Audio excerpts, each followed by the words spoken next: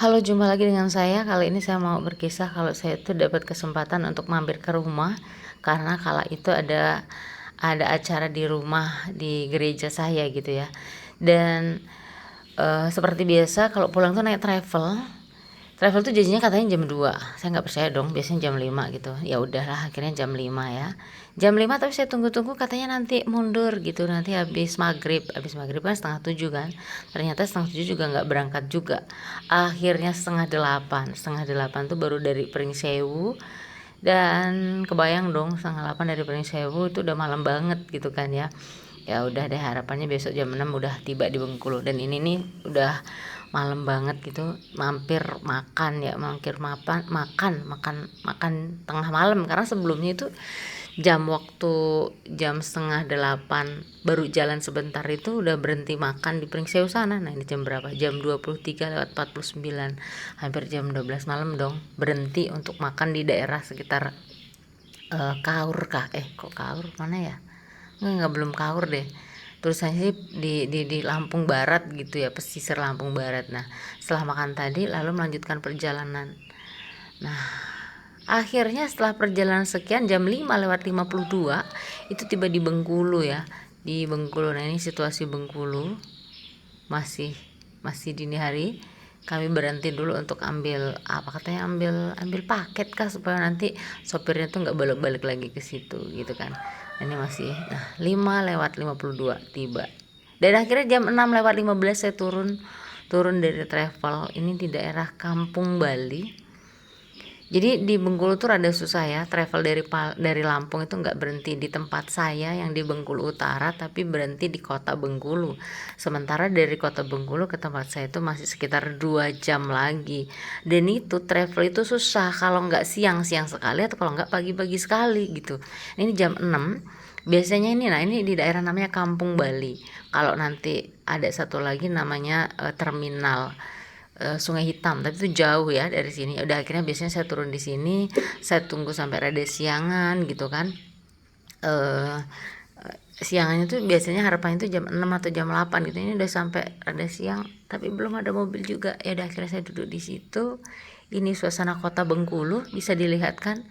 Ya maaf ngomong itu banyak kayak kota mati gitu, terus ya maaf ngomong lagi nggak bersih gitu kan ya, kayak gersang, kayak kotor gitu. Ya tenang kan, kayak kayak daerah mati gitu ya. Tidak semua tapi daerah inilah sudah bertahun-tahun tuh saya selalu lewat sini nih kayak gini terus gitu kan, kayak nggak ada perubahan gitu ya. Jadi udah ya kayak mana kayak gitu kan harapannya. Nah ini tempat saya duduk biasanya itu mobil travel nunggu penumpang ya. Dan akhirnya saya pun berhenti di kedai untuk biasa cari kopi, tapi kok saya belum makan gitu ya. Udahlah akhirnya saya pesen yang panas-panas. Nggak jadi ngopi, akhirnya mie rebus dengan teh tawar. Dan jam 7:17, puji Tuhan travel jalan. Penumpangnya hanya 2, saya dan ini, karena masih pagi banget. Dan ini sebenarnya kesiangan sih, biasanya jam 6 saya turun, saya berangkat ke utara itu. Ini jam jam 7 kita berangkat, penumpangnya hanya mbak cewek tadi dengan saya, jadi longgar banget, gerimis.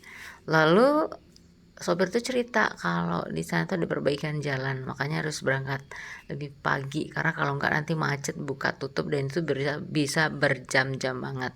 Ini kami juga travel di Bengkulu tuh banyaknya selain kalau dari pendapatan dari penumpang, dari paket-paket gitu ya. Ini kami keliling ngambil paket dulu ke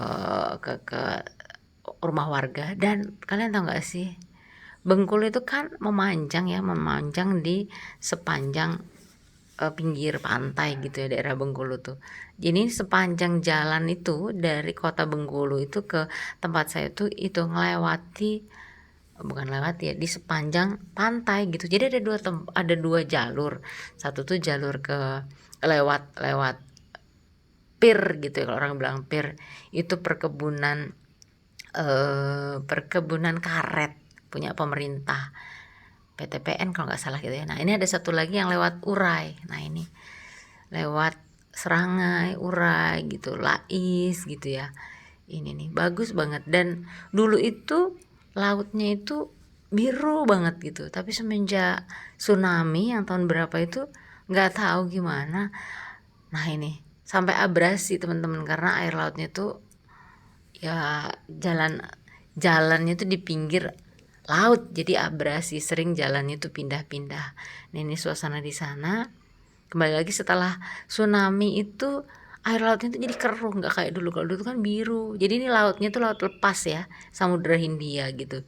Jadi nggak salah kalau dulu saya sering nongkrong di pinggir laut, lalu bayangannya nanti saya seandainya saya bisa renang nih indahnya ya, saya bisa sampai sana tuh kan nggak kelihatan tuh, kayaknya kelihatannya ujungnya tuh kan kayak bibir bumi gitu ya, bibir bumi bisa naik ke atas ke langit, bibir langit gitulah, nggak tahu lah pokoknya tuh indah banget.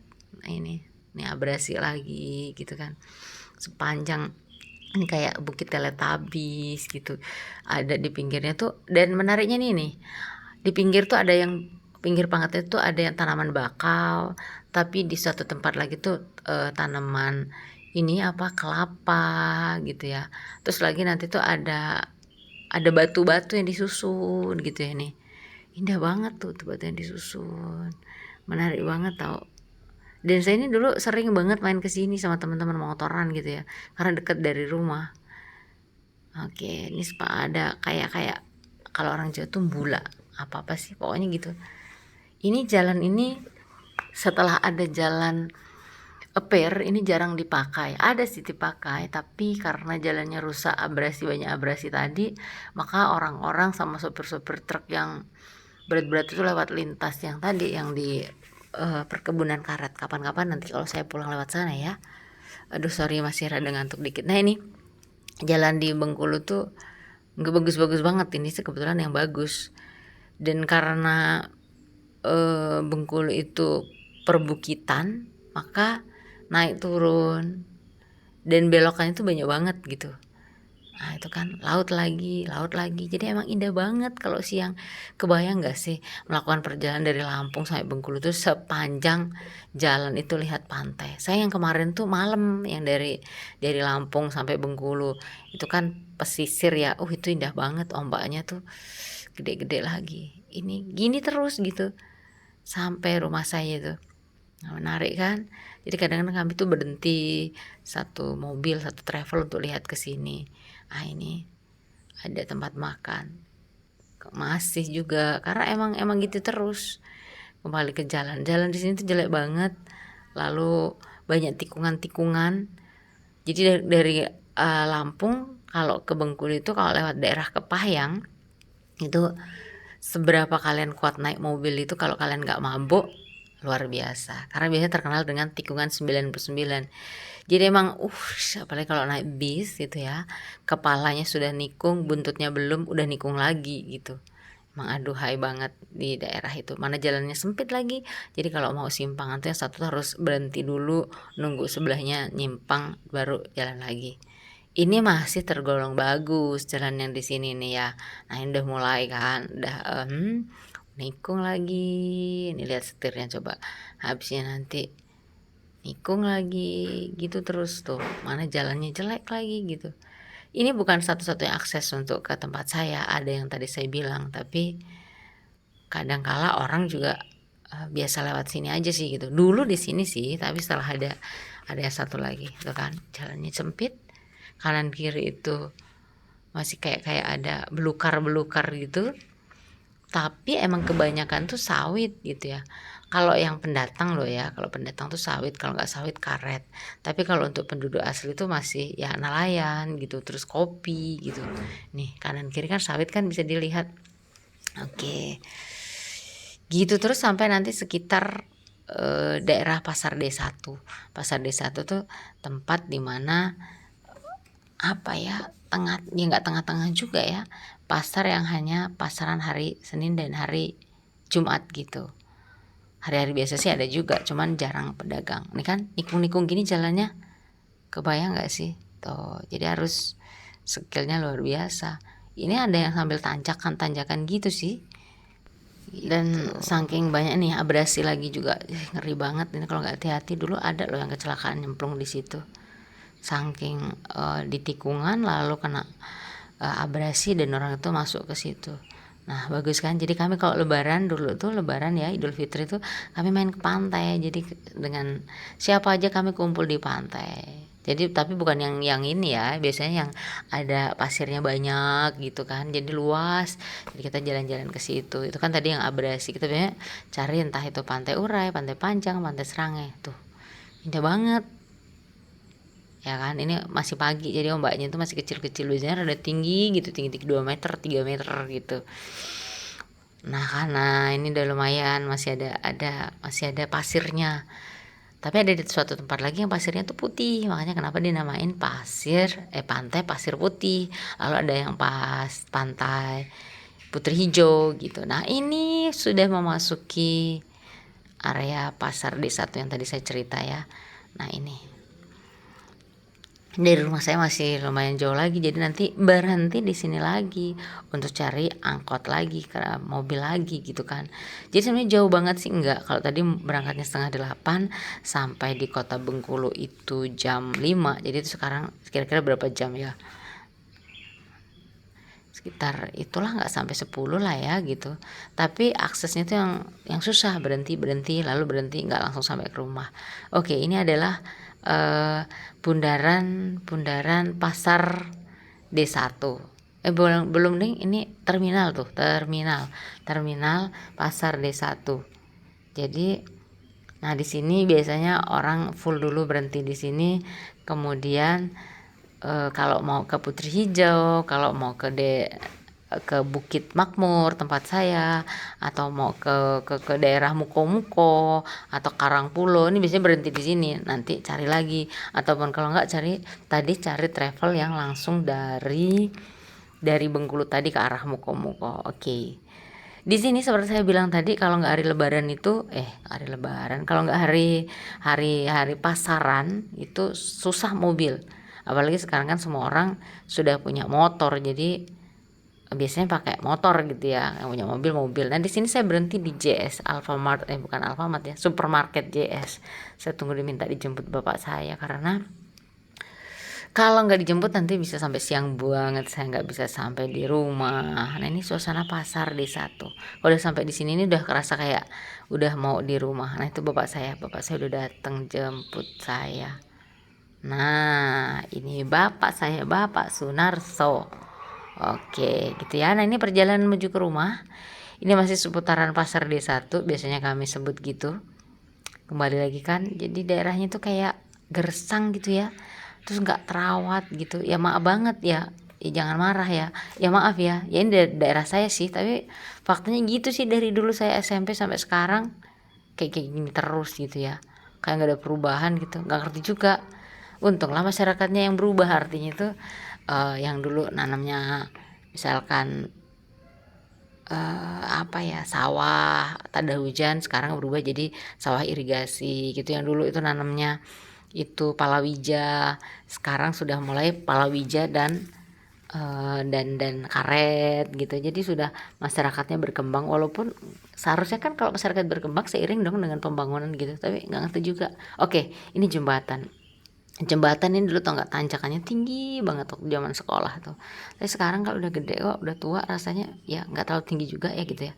Nah daerah ini namanya belum Bukit Makmur ding, ini daerah masih apa ya, jadi sawit orang di sini biasa tanam sawit ya. Ini pun juga belum lama ya, sekitar mungkin 10 tahunan terakhir. Sebelumnya itu karet gitu ya. Nah ini daerah udah hampir menuju tempat saya. Jadi dulu itu lewat sini saya kalau SMP, sekolah itu ya, ke sekolah ke SMP tuh, kebayang gak sih naik sepeda 17 kilo gitu ya, tapi karena mau pinter gitu ya. Nah ini juga tanjakan tinggi banget, jadi kalau tanjakan didorong karena nggak mungkin ya kan. Terus indahlah waktu pengalaman dengan teman-teman rame-rame naik sepeda sedemikian jauhnya ke sekolah. Habis itu sepeda udah kami titipin di rumah tetangga ketika saat itu ada jemputan sekolah, mobil angkot jemputan sekolah yang kalau untuk sayur itu loh gitu ya, untuk sayur, tapi dikasih kursi itu yang kap bukaan. Nah ini udah lumayan bagus karena masuk daerah masyarakatnya. Ini kanan kirinya sawit. Nah ini hampir ke belokan rumah saya. Tadi ini mata jalan ya, jalan besar. Nah ini yang di tempat dimana kakak saya dulu kecelakaan daerah sini. Ingat kan saya pernah cerita. Nah seharusnya kakak saya berhenti di sini, tapi mobilnya nggak berhenti, lalu kakak saya lompat di situ. Nah ini kalau naik mobil biasanya berhenti depan itu, lalu ke sana lagi itu jalan kaki atau jemput itu ya. Nah ini namanya daerah apa ya namanya, Jalan Citarum kah? Atau enggak jalan Urai. Nah ini jalan udah mulai kayak gini nih. Jalan itu bisa lihat sendiri kan ya. Namanya di kampung, ini tetangga-tetangga walaupun rada jauh. Dari jalan besar ke rumah saya itu sekitar mungkin kalau naik motor tuh 10-an menit lagi, masih jauh kan, 10-an menit. Tapi namanya di kampung itu kenal dengan tetangga-tetangga sebelah. Ini ada panglong kayu gitu ya. Kemudian ini jalannya masih bagus, nanti bisa dilihat lagi. Nah ini masih pokoknya kenalan dengan daerah-daerah sini nih, karena di kampung itu kan meski rumahnya jauh tapi kenalnya rumahnya Pak Narso, walaupun rumahnya di sana di ujung jalan buntu tetap kenal saudara-saudara gitu. Nah ini kebanyakan warga pendatang transmigrasi dari Jawa, transmigrasi seperti bapak saya juga transmigrasi dari Jawa. Dan ini ada lapangan ini setiap tanggal 17 sebelum tanggal 17 ya, HUT RI itu selalu rame, ada lomba-lomba. Dulu waktu saya kecil saya sering nonton sepak bola di sini, turnamen sepak bola antar desa, antar desa apa antar jalan Ciliwung ya, pokoknya jalan ya. Kalau desa itu kan dibagi dari beberapa jalan gitu, lalu kita nonton rame banget. Nah ini sawit sekarang, dulu nih beberapa waktu yang lalu itu awalnya itu hutan kan, lalu hutan mereka datang itu seperti saya pernah cerita itu mereka kerjasama untuk buka hutan, dibuat lahan, nanam jagung, palawija, singkong, terus cabe, sayur-sayuran gitu. Nah terus kemudian berkembang jadi buat sawah gitu ya. Nah ini kalau tempat saya belok kiri jadi sawah, kemudian berkembang lagi karet, dan ini sekarang itu sawit. Ini nanjak, namanya Bukit Makmur, jadinya kan ya perbukitan gitu. Nah aduh jalannya itu tanjakan tinggi banget sih enggak, tapi maksudnya ya tinggi lah, terus panjang gitu ya. Nah ini juga kenal tetangga sebelah tidak banyak, ini rumah-rumah penduduk jarang-jarang. Nah biasanya ini kalau jauh itu samping-samping kanannya itu kebunnya mereka gitu. Ini kan tadi kan ada rumah nih, terus baru di sini ada rumah lagi, berarti sampingnya itu kebunnya dia gitu, kebun sawit. Nah kita ambil kanan itu ada tulisan sebenarnya Jalan Ciliwung gitu, tapi gak kelihatan ya. Nah ini di kampung tuh kalau ada kita ketemu tuh biasanya nyapa, jadi harus teriak-teriak keras-keras gitu, apalagi di atas motor gitu. Ini suasananya hampir sampai rumah saya nih, jadi jalannya hanya dua itu. Ini pun juga swadaya, jadi masyarakat itu kalau habis terima gajian jual karet atau jual sawit itu ngumpulin uang 50.000, 100.000, kemudian diberi material untuk buat jalan. Ini hampir sampai, ambil yang kanan, belokan kanan. Nah rumah saya itu di ujung dunia, kebayangkan. Nah ini tetangga cuman berapa, dulu banyak tetangga di sini, tapi mereka tidak kerasan lalu pulang kembali lagi ke Jawa karena aduh medannya susah ya. Nah ini satu, bayang coba, ini tetangga saya satu tapi jauh, ini ladangnya dia. Nah ini ada turunan, nah dulu ini ada rumah juga tapi nggak kerasan pulang ke rumah. Jadi maling pun nggak jadi ke tempat saya karena dipikirnya udah nggak ada rumah kan. saking kayak gini. Ini jalannya coba, makanya kalau saya nih tahan jalan kaki, tahan olahraga lama, sudah bisa dibayangkan kan bahwa alam lingkungan membentuk saya untuk kuat jalan. Jadi kalau kemana-mana jalan, kalau nggak jalan naik motor gitu ya gimana, dan udah biasa. Nah ini tetangga kedua. Nah ini yang rumah yang Lek Mamin, yang karena keluarga inilah yang simbok saya jadi Katolik, dan terlala ada tetangga satu lagi depan rumah sana itu, dan ini rumah saya. Ini rumah bapak saya ding, simbok saya gitu. Kita lihat gimana. Nah ini berendil kesayangan, ini simbok saya deh. Nangis deh kalau saya datang. Nah nangis kan. Oke, berendil juga heboh banget, heboh untuk nyambut ini. Aduh. Nah simbok saya tuh rajin, maka tanaman bunganya banyak walaupun sibuk ya. Pot-pot bang ini aja kapan hari cerita katanya udah sama bapak saya dibabati katanya. Gak tau lah mereka dua ini kadang. Oke. Ini berendil. Nah ini rumah legend transmigrasi dari tahun 19 berapa ya, 81 masih ada kan. Jadi biar dia jadi cagar budaya. Biar dia jadi kenangan bahwa dulu masa-masa sulit di mana pemerintah membantu dengan memberikan rumah itu. Nah itu tetangga satu sebenarnya ada lagi di sana tapi pulang. Tetangga itu sekarang sedang tidak ada karena nikahan di rumah. Dan ini rumahnya simbok bapak saya. Kita lihat malu dia. Oke, dan ini, nah biasalah kalau saya pulang tuh saya selalu pamer sama adik saya, ini bapakku, ini simbokku, kasihan deh kamu di sana nggak punya gitu. Kami rebutan. Nah kami video call, dia malah ngasih tahu kucing kesayangannya dia. Biasa kalau dia pergi gitu saya selalu pamerin, aku di rumah, kamu jauh. Kemarin dia sebenarnya suruh pulang sama bapak, tapi katanya gak usah, ntar lagi kan mau wisuda gitu. Jadinya dia udah sekalian aja nanti pas wisuda, karena nanti saya juga kalau pas dia wisuda kami semua ke kampusnya dia, terus nanti pulang sama-sama ke rumah. Dan ini adalah berendil kesayangan. Dia ini sukanya pintar banget minta dilus-lus di dadanya, tau gak tuh, udah mulai kan. Dia pintar naik motor, dia setia tuh kalau udah dilus-lus gitu, buntutnya kupit. Dan ini nih, aduh pintar banget, suruh nangkep apa itu namanya, monyet kan, banyak monyet karena hutannya sudah ditebang untuk perkebunan itu tadi ya. Nah jadinya dia wajahnya lucu banget dan dapat berkat. Nah ini bapak saya, ini bapaknya cerita Pak Sunarso, jeng. Nah ini Ibu Sumarmi, jeng. Dia masih video callan dengan anaknya tercintanya, satu lagi jauh di Bogor. Gak usah nangis Pak, biasa aja. Enggak deng. Dan masih teleponan juga sampai sekarang. Di belakang rumah tuh ada apa tuh namanya, jeruknya itu banyak banget. Dulu katanya simbok saya ini dari saya kecil, kok saya nggak inget ya, katanya dulu tuh besar nggak kecil kayak gini.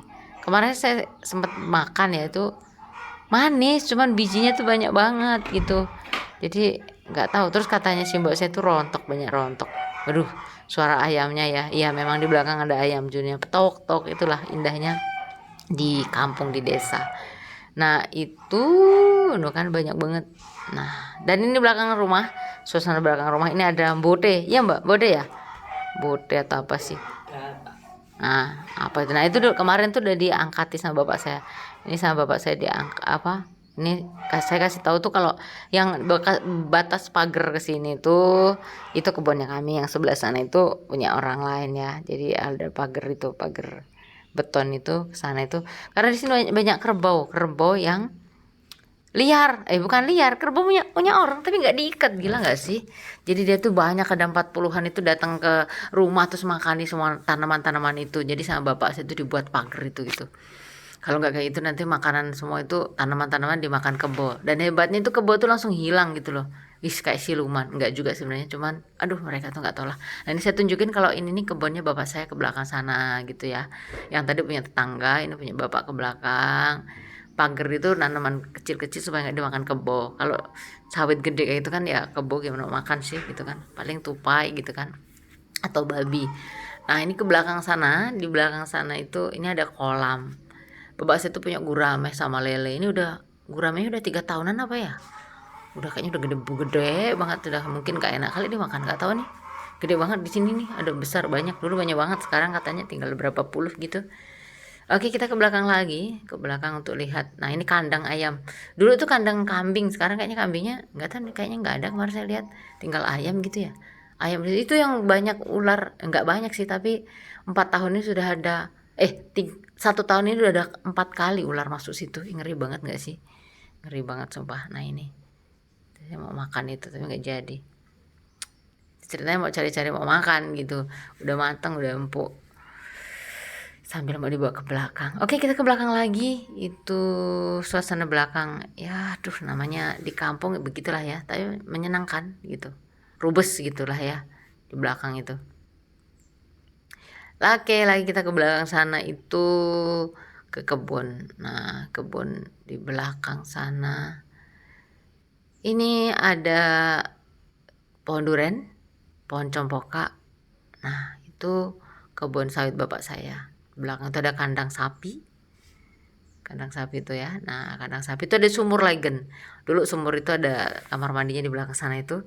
Dan tau nggak sih dulu itu nimba, sumurnya itu nimba, nggak pakai pompa, ditimba. Saya ingat banget pakai ember yang gede itu, satu bak itu isinya, yang satu tuh 22 ember, yang satu tuh 6 ember. Gila nggak sih? Dan itu kalau mandi harus diisi, dan ada peraturan kalau siapa yang mandi harus ngisi lagi sampai penuh.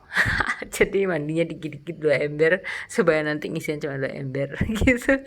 Oke, itu ada pohon pisang. Dulu di sini nih ada pohon, apa itu namanya? Dondong. Katanya supaya tinggi itu gelantungan. Nah, daerah sini nih ada pohon dondong, tapi sekarang nggak ada lagi. Jadi biasanya tiap pagi tuh saya tuh selalu gelantungan di pohon dondong supaya tinggi. Tapi nyatanya sampai sekarang nggak tinggi. Oke, dan itu saya mau kasih tahu kalau di belakang sana itu ada desa lagi sebenarnya. Ada desa KTM. KTM tuh kota terpadu apa sih gitu loh. Tapi emang mobil nggak bisa lewat sini. Kalau motor sih bisa ya lewat itu, lewat kebunnya orang. Ini kan kita kebunnya bapak, lalu kebunnya ini tetangga sebelah ini, satu lah ini, lalu sebelahnya lagi di sana lewatin sawah sedikit gitu, sawah yang kering yang sekarang sudah jadi kebun gitu. Nah, habis itu tetangga. Jadi tetangganya kan nggak banyak banget, cuma satu atau dua atau berapa tadi ya. Nah, oke, nah dari sana kita lihat tuh kalau ke atas sana, ke atas ini suasana rumah saya. Satu, saya tetangga di atas tadi, terus tetangga di depan. Jadi sunyi sepi kalau malam. Sebenarnya di sebelah sana tuh yang deket pohon pisang itu ada tetangga juga, tapi pulang lagi ke Jawa tidak banyak yang bertahan dalam situasi seperti ini. Seperti itu dulu maksudnya. Nah, ini kandangnya bapak saya. Sapinya tinggal 2. Ya, sapinya tinggal 2. Jadi bapak saya pulang dari ngarit, biasanya sih juga ikut bantuin bapak ngarit, cuman kali itu kemarin itu kan waktunya singkat banget, jadi saya nggak bantuin. Hai sapi, ah itu sapinya, sapi nggak tahu nih sapi Bali kah atau sapi karena Bengkulu, ya udahlah sapi Bengkulu gitu ya. Dan berkat, kami dapat berkat apa coba? Iya, Bapak Uskup Monsinyur Harun Yuwono datang ke rumah sama Romo Alek, dan ada romo-romo lagi di sini. Aduh, luar biasa banget. Udah rumahnya di ujung dunia, jalan buntu, tapi Bapak Uskup ini udah 2 kali ke rumah saya ya. Nah ini tamunya, ya Tuhan, terima kasih banyak. Kalau saya nggak jadi suster belum tentu saya kenal dengan Bapak Uskup, lalu mereka mau berkunjung ke sini. Ya mau sih pasti ya, kan saya umatnya salah satunya gitu. Oke, terima kasih Bapak Uskup, terima kasih semuanya sudah menemani saya berbagi, mendengarkan saya cerita. Sampai jumpa lagi, dan ini Boe terkasih. Dadah.